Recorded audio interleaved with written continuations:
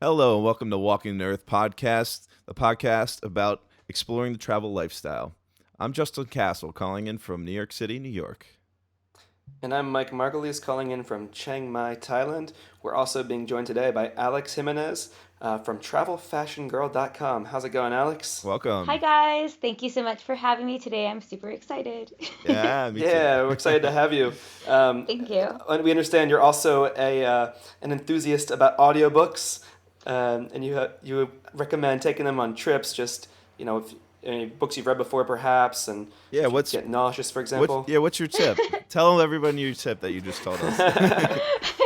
Well, basically, I love audiobooks because I get motion sickness, and it's a great way for me to stay distracted and kind of read while I'm on a 8-hour bus journey. So instead of reading and feeling ill the whole way, I have a couple of my favorite books that I've already read before. So they're The Celestine Prophecy and The Cool. Alchemist, and they're really Ah, easy Ooh, books The that I Alchemist is a absolutely. good one.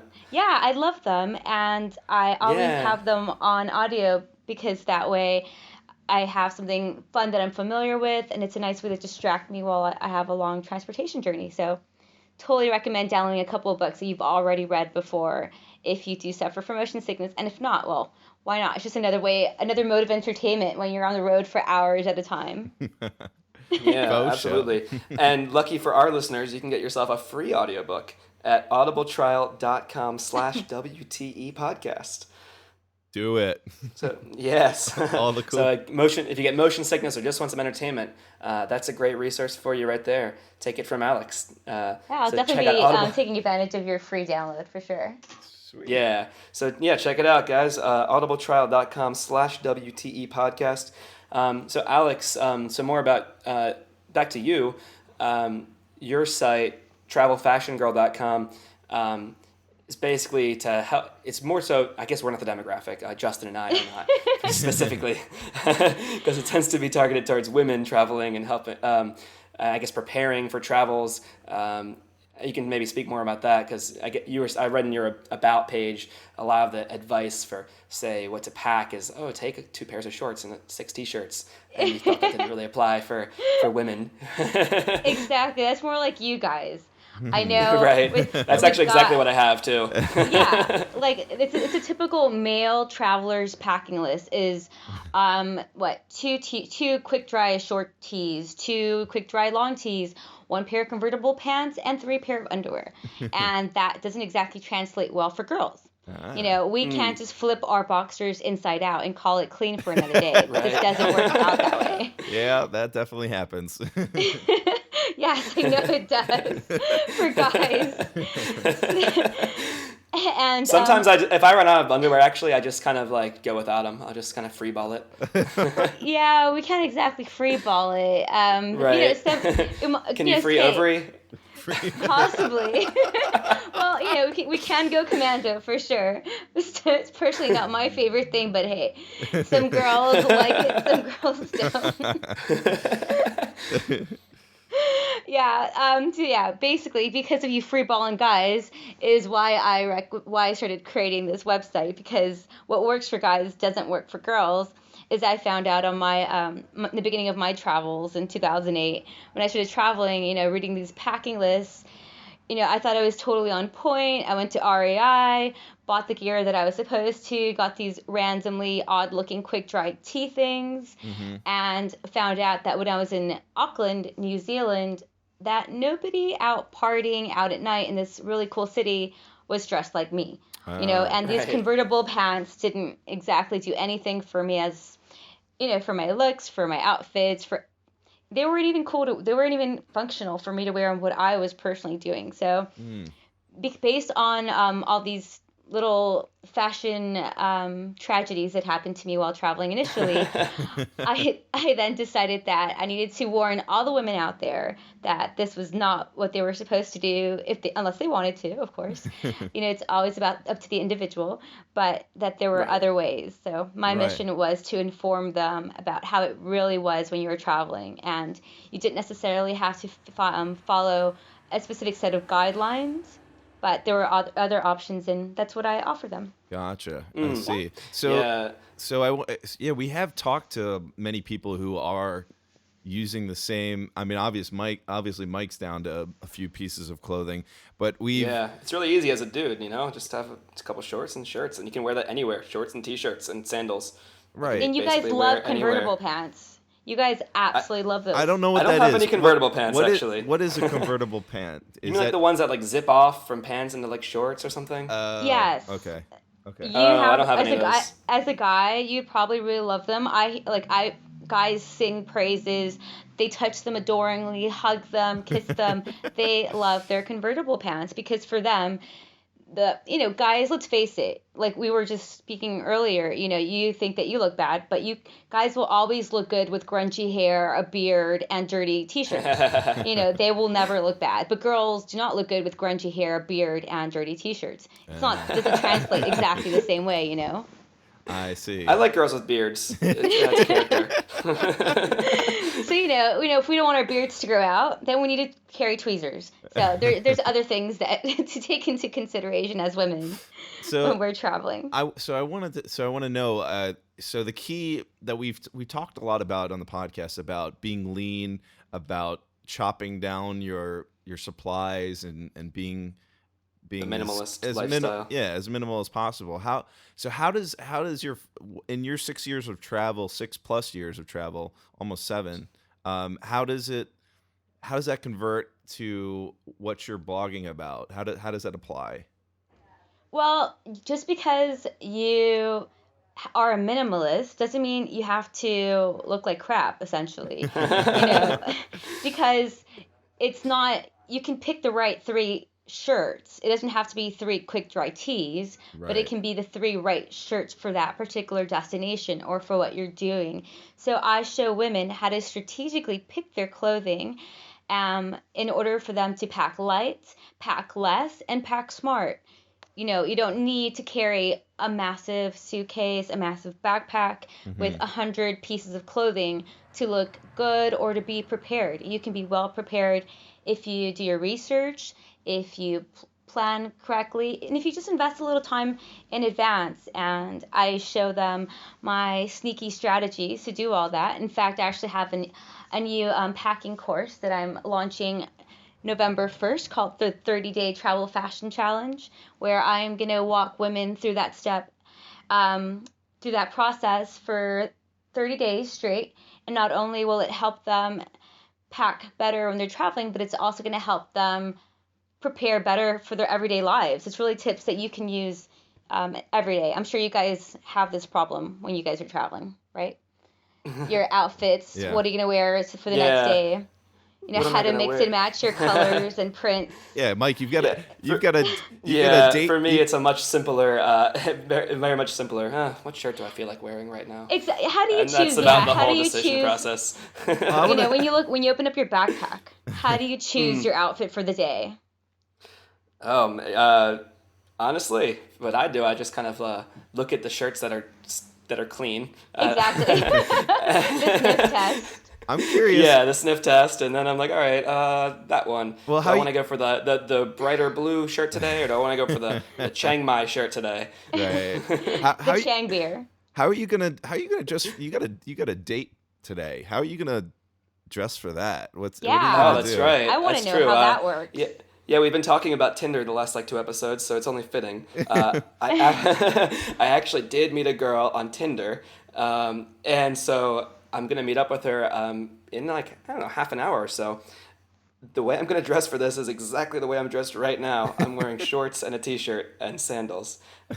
That's the thing is, that's actually all the clothes that I own. I don't have like a button-down shirt or like a polo shirt, or I have some jeans actually, but it's too hot here in Chiang Mai to wear. I would just wear jeans when it's cool outside, or I have like a jumper I wear when it's cool. My clothing, for me, my clothing is just like what is the weather outside. If it's warm weather, it's shorts and a t-shirt, and you can get away with that, I think, as a dude. Yeah, pretty much. I mean, the weather is always number one with packing for girls as well. But for you guys, it's like a shape and a bottom top, and it's the same shape. It doesn't really matter if it's clean, cool. Put it together, it works. But for us, there's just a few more details involved. So it'll take you like what, 5-10 minutes to get ready for your date? Yeah, maybe I'll go take a shower beforehand. Maybe. There's no guarantee. There's no guarantee. Wow. Yeah, I think I'm as a gonna go dude, running from Tinder guys if they are maybe taking a shower. Oh man, you are in Chiang Mai. You are, I do. Do you put it out there that you are a long-term traveler when you're on Tinder? You're like, hey, I'm backpacking. May or may not. are you asking me? Yeah. Well, this kind of ties into something we were talking about before the recording about how the whole backpacking thing transitions into something more. Actually, how you heard the top of the show. Actually, we used to say this is a show about the backpacking experience, and now we've kind of made it in. The tag we used today was exploring the travel lifestyle. I think, that's kind of the phase where I'm personally. I think Alex, you can probably relate to this too, where you kind of it begins as, hey, I'm backpacking, and now I kind of view it as, well, this is more of like a lifestyle, and yeah, I'm upfront with that on a date or whatever. But yeah, for sure, I kind of said, I told this girl a little bit on Tinder, like, yeah, so I've been in Chiang Mai for a few months, and I'm gonna go home for the holidays, and I'm probably gonna come back. I'm just, yeah, definitely upfront about that. Right. But yeah, I think Alex, you mentioned something too, where you had probably a similar situation, right, where you started off as sort of backpacking around, and then kind of transitioned into a lifestyle, really.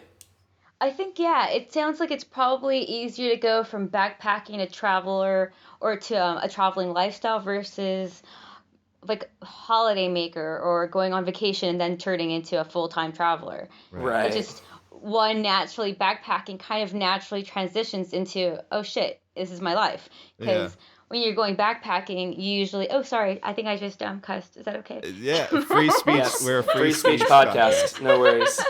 My bad. I'm sorry. You should No, curse no, more, you're honestly. totally good. Free speech.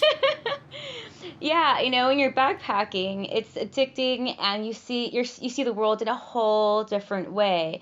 So you're free, you're not really on a time constraint, and you're just going with the flow of things. And going with the flow can turn into months, even years of traveling. So it Right. does become your life, and at that point, it is a whole other process you have to go through after a while, and figure out, is this my life, is this my temporary life? It just opens up a whole new can of worms and things to think about and decide. It's a bit confusing at times, Yeah. actually. Right. Yeah, it is. Like I struggle now to like just figure out like what I am. What's my identity? Like I'm not a backpacker, not quite an expat. It's like digital nomad or a long-term Yeah. traveler. What do you become? What is it exactly? Yeah, It's hard to put a exactly. title on it, and it's hard to And explain to Exactly. people as well. like, how do Yeah, you, and that's the problem I have.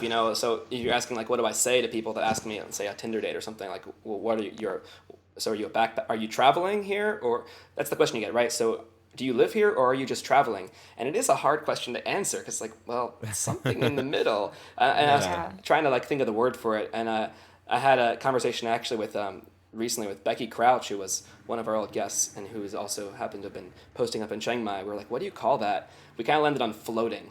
Like, oh, I'm a floater. I'm floating here for the now. Yeah, But that's a way to it's describe it. complicated. Yeah, it's hard to like explain exactly like what you're doing.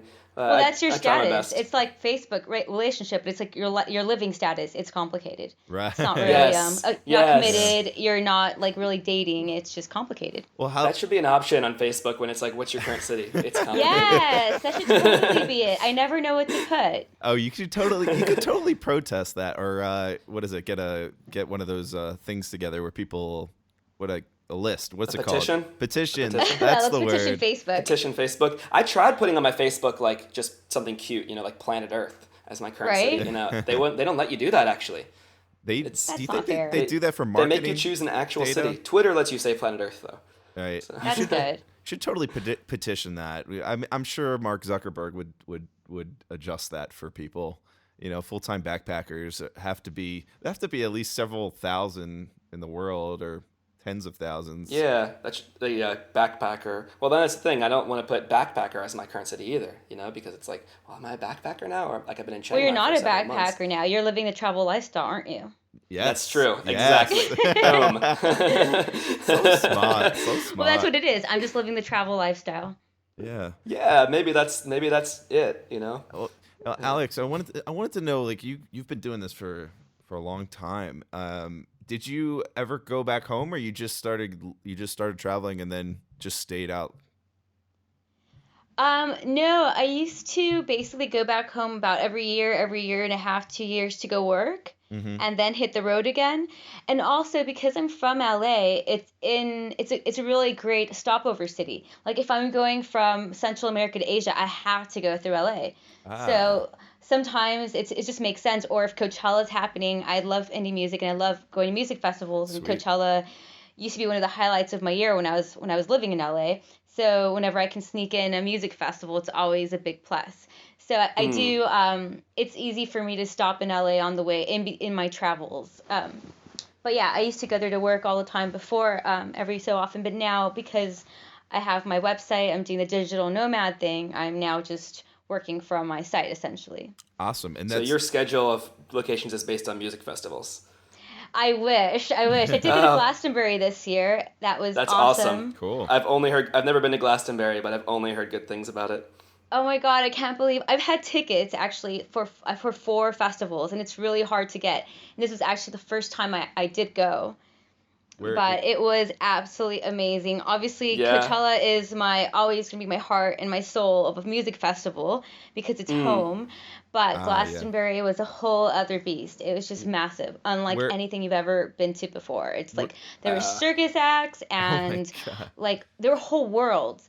At nighttime there were worlds, and daytime there were worlds. There were worlds within a world. It was insane. Inception Where style. Yeah, Like actually, it was totally Inception on a way more fun level, where less is that this? serious. sounds amazing. Where is this Glastonbury festival? It's It's in in England. Glastonbury.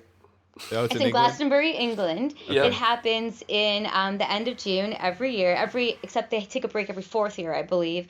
And there's like Oh massive yeah, so the acts. fields regenerate or something, right? Yeah, I think so there's anything from like Dolly Parton was there this year, Blondie, and then you would have I think Kasabian, which is amazing, one of my favorite bands, Interpol, Oh, cool. um, Rudimental, like all these, it's just acts, big, small, wide, old, everything. They've got them. And Well, it's huge. The place is just massive. And we got there Wednesday afternoon.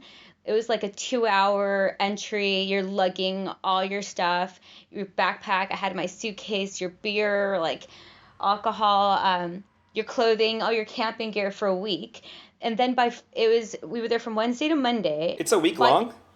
the festival's Friday to Sunday, but then there's other stuff happening and people get there early. So I Oh, kid you not, by Friday morning, I actually wrote a post about this earlier last week. But by Friday morning, I was like, oh my gosh, I still have 3 days of this to go. I did not think I was gonna make it. like It just was so too much hardcore. stuff going on, too much partying. Is that what it is? It was kind of like, okay, just had breakfast, so I guess now it's time to start drinking. And then consistently drinking from like 10 a.m. to as late as you're going to go to sleep. And then you walk around all day, you stand, you dance, it's crazy. And then there's the moments where it rains and it's so cold and Oh, really? Oh, it didn't. I didn't. I forgot. It's England. it's England. uh, It's actually had a really beautiful summer, but of course, during the most important moments, it rains. Like during Glastonbury, it rained, and it was beautiful the rest of the summer. And then I went to a right. blogging camping festival actually randomly in August, and the whole summer again was amazing, and just that one weekend was the most rainy weekend of the entire year. It flooded and everything. It's just the weather really doesn't cooperate when it needs to. You just Yeah. gotta fight through it. I mean, I'm looking at the lineup from 2013, and it looks pretty amazing. If anybody goes to the glastonburyfestival.co.uk, you can go to the history section, and they don't have 2014 up for some reason, but it looks like the Arctic Monkeys, Rolling Stones, Mumford and Sons, a lot of really awesome bands, and there seems to be 1, 2, 3, 4, 5, 6, 7, 8, 9, 10, 11 stages, something like that. And that's not even counting the worlds, okay? Oh my Not even God. counting the little worlds that happen within Glastonbury. It's out of this world. Holy Oh crap. man. 11 Yeah. main stage, 11 huge stages. That's incredible. And the thing is, like, the ticket, considering all the stuff that happens, is really not. It's the same price as Coachella, I believe, and it's a million times bigger and has so much more to offer. Even if you didn't like music for whatever reason, there's something for everyone, and it's a family event. So there's kids, families, friends, and people of all ages. It's just this. It's super cool. I'd always heard about it, but it wasn't until I was actually there that I was able to appreciate it for its amazingness. Wow. Yeah, I need to go. I'm similarly. I'm in your old position, I guess, where I keep hearing about it and I hear about it, and now it's on my short list of like, as I'm big into festivals also, so it's like definitely on my short list of places to go. The only thing that have you been to Burning Man, Alex? I haven't been to Burning Man before, actually. So I'm gonna go to Glastonbury, but you need to go to Burning Man also. Okay. Oh man, it reminds me a lot. Talking about the worlds and stuff. Like, that also is something else. I've talked about that on the show before, so I won't go too much into it here. Yeah. Okay. But it's an awesome place. It's not a music festival. It's not. Like I've heard lots bands. about it, like peace, Yeah. love, and happiness. Right. Yes, I mean there will be music there, but there's not like big name bands lined up and Right. centrally organized. But it's an art festival. People just bring whatever they want to it, and there's worlds there that are it is out of this world as well. I'm sure that there's worlds that you could find that aren't even there. Exactly. Yeah, yeah. In mental worlds. Yeah. And if you want to check that out, there's also if anybody has Netflix out there, recently they put a documentary about Burning Man up. Did they? And for people who haven't been there, I think I got a really good flavor of it, short of actually going. But you get to see a bunch of the different setups, a bunch, the founders. You get to hear their story, see a little bit of the history, and then it goes into a Burning Man from maybe 2 or 3 years ago, I think, and it shows how they, set everything up. I want to know. Yeah, this is what I want to know for Glastonbury. What is the fashion? What's the fashionista say about Glastonbury? How do you dress for Glastonbury?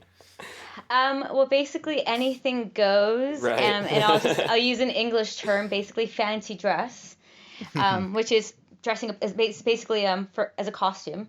So you can go anything from like costumes, wigs, super stylish, like the latest fashion, bohemian, hippie, but or you could just do whatever you want. Really, anything goes. The only thing that everybody has in common are wellies. So you have to have your rain boots, because even if it rains one day, that means the field's going to be muddy for the rest of the festival. So you have to. So there's one common fashion statement, and that's definitely the rain boots, wellies. Gotcha. I bet you there's some people at Glastonbury though that just go, completely barefoot, right? And just, No. embrace the whole. No, Not really. You can't. Do you know Wow. how deep the mud is? I mean, how deep the mud could be. It's Oh, very. wow. There's pretty much. I'd Mud's say it's so a very deep it small. deters even the staunchest of all hippies. I'd say it's probably a very small percentage of people that would do that, and it might only be because their wellies got lost, or it got stuck in the mud and trapped, and it just kind of died like in quicksand, or I don't know. Maybe you just got crazy and just lost everything. But no, it's the day that you leave. It's like it's a war zone. There's tents, there's wellies, there's raincoats, there's food, there's beer, there's sleeping bags. It's insane the way that the festival's left after everybody's gone. It's like, I think it's hundreds of thousands of people that go to the event. So you can, it's like total recon mission. You can get everything everything on the last day of the event is just left behind. It's pretty crazy. Wow. A massive cleanup crew, or they just let people in and they start picking stuff, like have some people who are maybe less fortunate come in and start picking up rain boots. Now they got rain boots, you know? Well, they used to actually donate everything to a charity, but the Ah, process to actually pick everything up was so difficult. I think they've now changed that. I don't know all the details, but I think it's volunteers that are the cleanup crew. Like volunteers come to clean up and hmm. everything. So it's quite an ordeal. I mean, Wow, that's incredible. I mean, I just know the festivals are massive as is, and the cleanup is crazy. But I mean, 11 stages. There's got to be hundreds of thousands of people there. This is sounds ginormous. well, the funny thing is actually that I did take my boyfriend to Coachella, and when he went to my festival, he was absolutely in awe on the last day of the event because when we camped and then you looked at as everybody was leaving, everything was perfectly intact and there was no trash in the grass, so Wow, everybody picked up after themselves. that's Whereas over here, everything was like it looked like a war zone. It's crazy. that's wild. Wow. It's quite America impressive. leading the way. Never would have thought Hey, that. I didn't speak for the whole U.S. I said L.A. Okay, we're pretty orderly people over there. Okay. Okay. I'm just California. playing. Knows how to Awesome. party. Alex, we would like to ask you one more question Sure. before we let you go. Okay. We lied to you. We did have one prepared question. Okay. Okay. Do tell. In your life, what is something you haven't done yet that you would like to do? One thing, travel thing. It can be Anything. anything. Yeah. Ah, Something you want to do before you die. that revolves around travel. Obviously, everything revolves That's around perfectly travel. okay. Not surprised. Um. Well, there's so many things I haven't done, but one. Well, to be honest with you, it's actually one easy one is when in 2008, my incentive was to visit all the world wonders. Hmm. So before I knew that traveling was me, my life and my lifestyle, my goal was okay. I want to go to Machu Picchu, the Taj Mahal, and the Colosseum. All hit like get to see all the major world wonders. And that year, I saw all of them except one, which is the Wow. Great Wall of China. So I guess that would be the last world wonder to really see on my list that I haven't made it. I haven't been to China. It's actually not even on my calendar. Really, it's not even in my travel plans. But I think that Great Wall of China will be one that'll be sitting there for a while Gotcha. Yeah, on awesome. my So you've list. seen all the world wonders except Well, for the Great Wall so far. like the top seven plus the pyramids, Okay. which are the only remaining ancient world wonder. Yeah. Ah, okay. I didn't realize that. Wow. So wait, so let's just I just want to go through the punches. So you went Taj Mahal, you went to the pyramids, you went to the Colosseum. What are the other four? Christ the Redeemer in Brazil, Okay. Chichen Mm. Itza in Mexico. Mhm. What are the other ones? I I forget. think you only have two more, I think. There's two more. I Great think Wall that I haven't been you to. haven't been to that, so one more, I guess. Well, Oh, there's a lot of them. if you think of it, No, there's only a let us know. couple more I don't remember. I always forget them. No, that's pretty No incredible worries. though. I would like to myself as well go and see the Great Wall. I mean, go to China. I've talked about going to China a lot, and I kind of had it in my sights, but then I kind of got to a point where I was too tired of backpacking hardcore that I just kind of opted Yeah. to settle down instead, like in Chiang Mai, and just be Yeah. comfortable. But I still like also have this like idea in the back of my head, like, yep, China is on the radar. But I just need to like recharge my batteries first, you know? Like, Yeah, no, definitely you have to. Otherwise, it's really unfortunate. But what happens after a while is that things is just like, oh, it's just another beautiful sunset. Oh, it's right. another Yeah, mind-blowing exactly. beach. And You get there's numb to nothing it. worse. There's nothing so much worse than that because I feel so guilty. Yeah. So the moment I start feeling that way, I'm like, I need to settle down. I need to stay somewhere for a while. And in all this time, I've never really settled. So this is my first time being here in England that I actually rented an apartment for 6 months and got Ah. furniture and I have a microwave and This is your first time in 7 years, like actually staying in one place for a yes, while. for Wow. more than a few months. Yeah, so it's kind of a big thing happening right now That's in my incredible. life. How did you Wow. last that long? Like I after did 8 like months, I was like, 2 or 4 "Arr, I months. gotta stay put." I had 2 months here, 4 months here, but it wasn't like I You were traveling purposely with your did it. boyfriends though? I met him in 2010, so I traveled for two Okay. years on my Okay. own, and then I've been Okay. traveling for the past 4 years with him. So part of it, the big part of it for me was like kind of, feeling lonely when you're traveling by yourself. You meet a lot of nice people, but you don't have that stability. I guess Yeah. part of that gets eased if you're traveling with a significant other. So now you have at least some stability and of relationships with you. So Well, maybe yeah, that helps because you. that does help, but that is another conversation in itself because it's your friendships. After 7 years, you're like I'm like your friendships start dwindling down, the ones that you left behind at home, Right. and then it's kind of like you're going on Tinder to meet like a Right. girl or something. But we also struggle because we don't stay anywhere long enough to make a nice group of friends, and then when you leave and go somewhere new, it's like, oh, you just left this awesome group you've made and now you're leaving again. So it's Right. also a bit of that. So the turmoils of long-term travel, poor us. Right. We're such Yeah. poor unfortunate Yeah. people. I know too Yeah. many people. That's my problem, guys. Come on. I'm too stable. Too stable. See, and then when are you leaving New York? When are you gonna go and keep him company in Chiang Mai? I am. Well, he's gonna come Yeah, man. to me in less than a Shunik's coming to month. visit me. You know that? Did he decide? Did he Yep, decide? we booked a ticket. One of our high school friends is booking a ticket in 2 weeks to come down. He told So- me he was coming. So, but Mr. Castle, you need to follow suit, I think. I think Yes, I agree. I'm love to do it, Thank you. and I'm planning on next year in Jerusalem or next year in Chiang Mai. Or as both. they say. Right. Or what? We'll have a. Or what? meet him in Chiang Mai, and from there you guys can make your way to Jerusalem. That sounds Hell- great. Yeah. yeah. Or the Great Wall What of an China. adventure.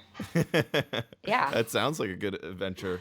I would love to do it. I just need to save up some cash and get myself stabilized in New York to the point where I can leave for a few weeks or a few months Or a few years. or a few years possibly. We don't That's think in it. terms of weeks. It's I'm like months sorry. minimum. If I go, I'm gonna dip my toe. I'm not. I'm too conservative. I can't do it. I just can't jump for immediately. I haven't gone without the really rope. international traveling that much. So. Well, dip your Uh-oh. toes first, man. The Do what truth is Shunik's doing. out. Come and visit and see Yeah. it, see what yourself. Yeah, I've gone a couple places, but I really every time I talk to Mike, my heart yearns to travel every single time. It's like a I don't know. It's like a slap to my psyche every time. I just want to yearn to travel. So anyway, Well, until you that should time, fill that urine. Alex, thank you for helping me to Yeah. to corrupt him. My pleasure. I'm always happy to do some travel corrupting. Awesome. And for our listeners out there, don't forget, you got to go to travelfashiongirl.com and go check out all of your the tips. Packing tips. all- Learn how to pack. Packing tips. You have a whole array of different correspondents for different areas. You can even request a travel packing tip. I found Yeah, out. of course. You can come and perfect. we're always happy to help, and then the readers always love getting involved and Travel Fashion Girls Facebook page and the Facebook group. It's a great community of women that chat. And but you guys are guys. I don't want you to feel like you're not welcome onto the site as well, because you are. But you'll just have to be a little creative when I'm talking about wearing bikinis. Then you guys will just translate that into Well, hey, I'm in Thailand, so maybe I'll wear one. Yeah, actually, it's quite fitting. Yeah. And yeah. where is that Facebook page, by the way? It's facebook.com/travelfashiongirl or something. Yep, exactly. Awesome. And Twitter handle is Travel Fashion Girl, Travel Fashion Girl. TRAVLFASHN Girl.